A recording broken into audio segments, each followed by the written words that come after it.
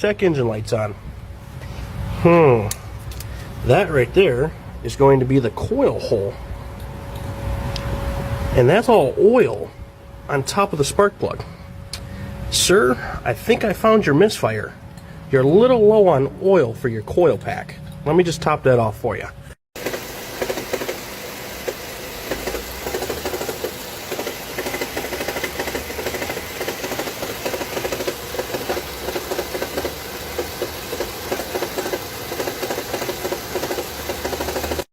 What is up, guys? I'm back with another one. It's been a minute, but I've been busy.